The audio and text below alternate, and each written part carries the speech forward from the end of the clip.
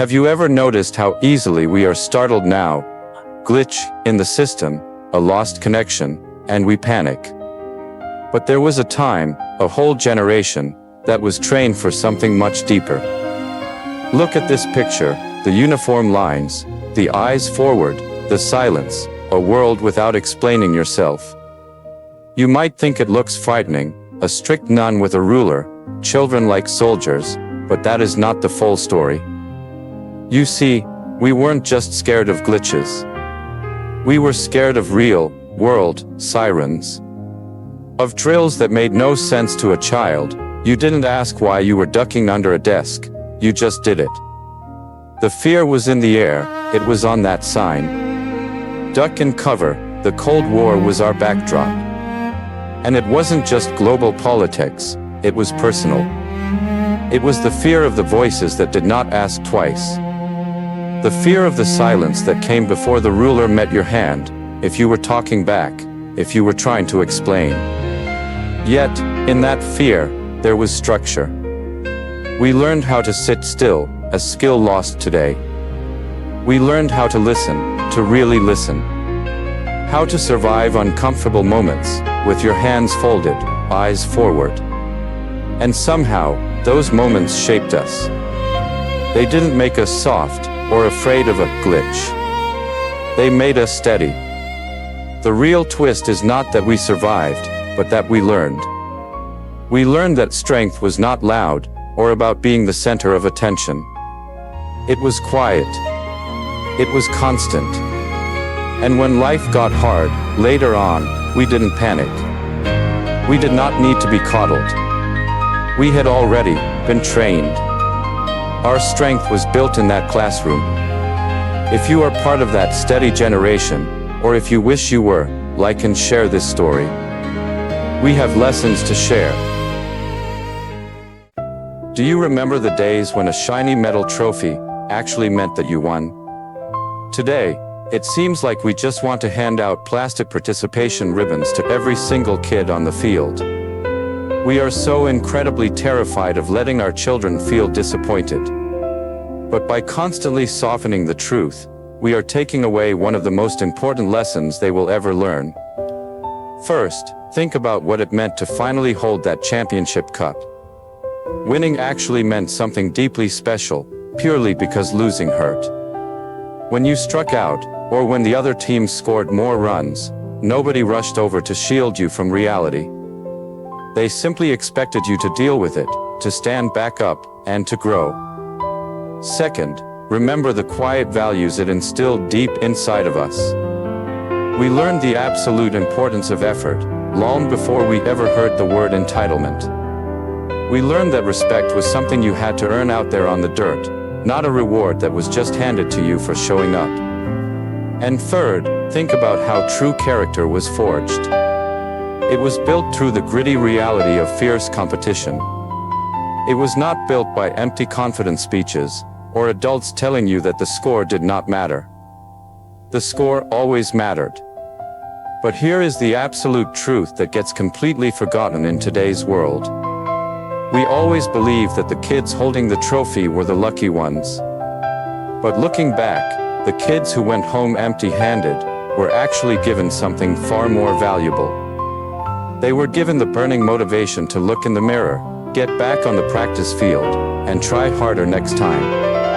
That simple lesson in resilience worked. Losing taught an entire generation exactly how to survive the real world. It taught us that failure is not the end of the line, it is just the beginning of getting better. If you grew up in a time when you had to earn your victories, or if you still believe in the incredible value of a hard loss, please hit that like button, and share this video with someone who played right there on your team. Do you ever look at the mountains of plastic thrown away today, and wonder where it all went wrong? We live in a world of single-use everything, where things are tossed out without a second thought. But if you grew up in a certain era, you know it was not always like this. Back then, nothing was thrown away without a purpose.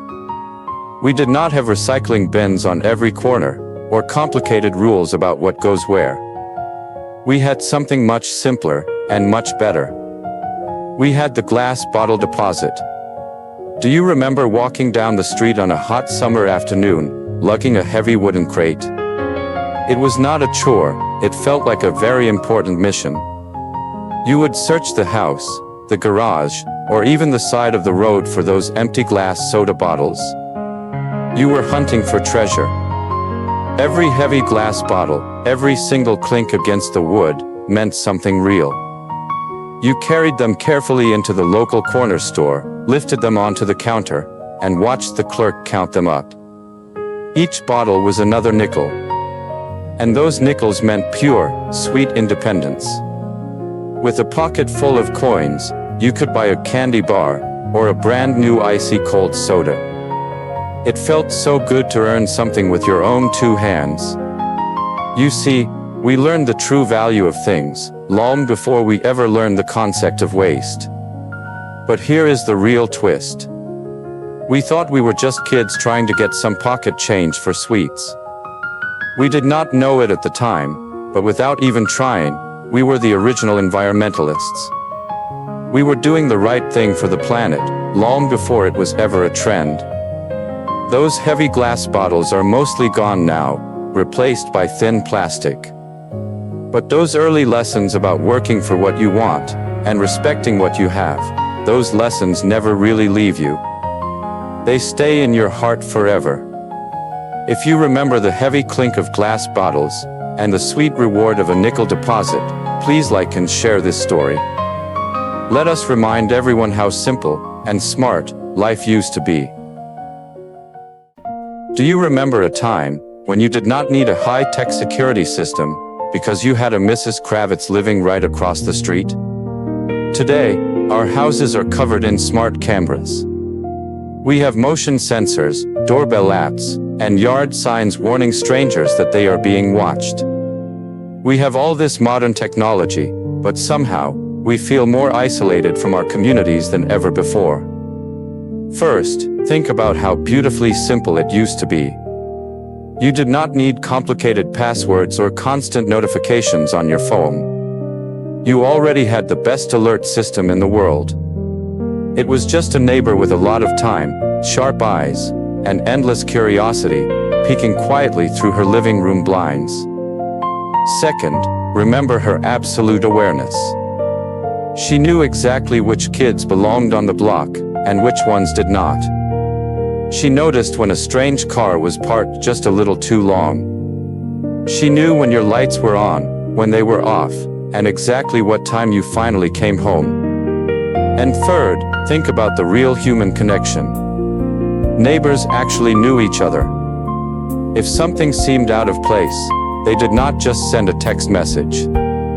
They walked over and knocked on your front door. They checked in on you, even if they were just pretending to water plants on the front porch that did not actually need any water. But here is the funny twist we never realized back then. When we were younger, we probably rolled our eyes and complained about her being way too nosy. We thought she was just spying on our private lives to gossip. But the truth is, her nosiness was actually the highest form of caring. Back then, neighborhoods were not just strangers living in houses next to each other. They were living, breathing communities. And whether we wanted to admit it or not, we all slept a little better knowing she was there. If you remember having a neighborhood watch exactly like this one, or if you simply missed the days when neighbors truly looked out for each other, please hit that like button and share this video with someone from your old block.